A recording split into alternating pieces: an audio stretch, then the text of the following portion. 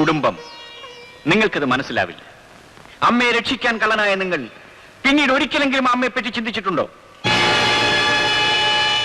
നിങ്ങളുടെ സഹോദരങ്ങൾ എങ്ങനെ ജീവിക്കുന്നുവെന്ന് നിങ്ങൾ ആലോചിച്ചിട്ടുണ്ടോ?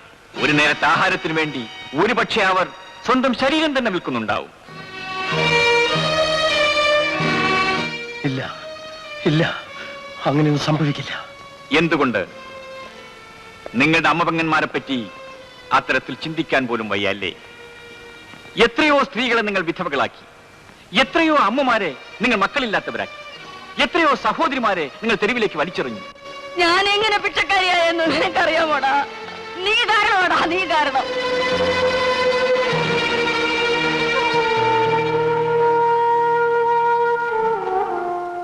പണത്തിനു വേണ്ടി നിങ്ങൾ കൊന്നുതള്ളിയ മനുഷ്യരെ പറ്റി, അവരുടെ കുടുംബങ്ങളെ പറ്റി നിങ്ങൾ ഒരിക്കലെങ്കിലും ചിന്തിച്ചിട്ടുണ്ടോ? ഈ പാതകങ്ങൾ ചെയ്തിട്ടും നിങ്ങൾക്ക് എന്ത് നേടാൻ കഴിഞ്ഞു? നൂറ്റിക്കണക്കിന് കുടുംബങ്ങളെ അനാഥമാക്കിയ നിങ്ങളുടെ ജീവിതം സുരക്ഷിതമാണോ? ആയുസ് മുഴുവൻ ഭയന്നും മറ്റുള്ളവരെ ഭയപ്പെടുത്തിയും മൃഗങ്ങൾ പോലും ജീവിക്കാറില്ല. എന്താണിത്? എന്ത് പറ്റി? ഒന്നുമില്ല. നമുക്കിടയിൽ അന്തചിത്രം ഉണ്ടാക്കാൻ, നമ്മെ തമ്മിൽ അടിപ്പിക്കാനാണ് അവനിത് പറഞ്ഞത്. അവനെ വകവരുത്തേണ്ട വഴിയാണ് നാം ആലോചിക്കേണ്ടത്. നമ്മൾ എന്തിനാണ് ചെയ്യുന്നത്? എന്ത് നേട്ടമാണ് നമ്മൾ ഉണ്ടാക്കിയത്?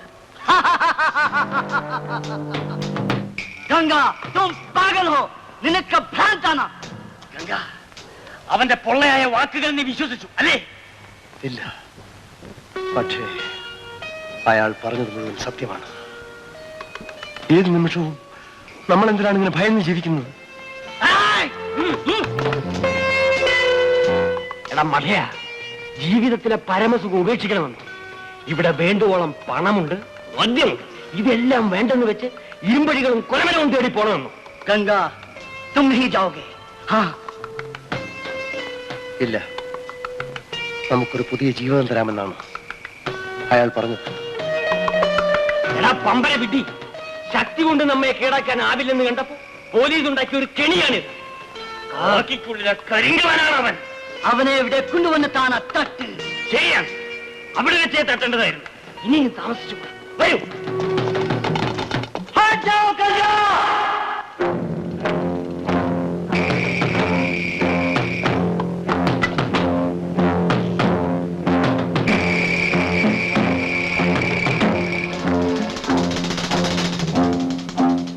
ഞാൻ ഇയാളുടെ കൂടെ പോവുകയാണ്.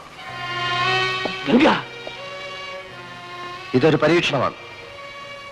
നിങ്ങൾ എന്റെ കൂടെ വരണമെന്ന് ഞാൻ പറയുന്നില്ല. ഇയാൾ വാക്ക് പാലിക്കുമെങ്കിൽ, എനിക്കൊരു ജീവിതം തരുമെങ്കിൽ നിങ്ങളും എന്റെ കൂടെ വരണം. ഇല്ല, പാലിക്കില്ല. അയാൾ നിന്നെ വഞ്ചിക്കും. എന്റെ ജീവനാപത്തുന്നല്ലേ? സാരമില്ല, അതൊരിക്കൽ ഇയാൾ തിരിച്ചു തന്ന ജീവനാണ്. ഇനി ഇതെനിക്ക് വേണ്ട. ഗംഗ, അയാൾ നിന്നെ വഞ്ചിക്കും. നീ ഒരിക്കൽ തിരിച്ചു വരും. നിനക്ക് ഇനിയും ഈ തോക്ക് പിടിക്കേണ്ടി വരും. ഇനി ഈ തോക്ക് ഞാൻ പിടിക്കേണ്ടി വരികയാണെങ്കിൽ അത് ഇയാളുടെ വംശം നശിപ്പിക്കാൻ വേണ്ടി മാത്രമായിരിക്കും. ഞാൻ പോകുന്നു.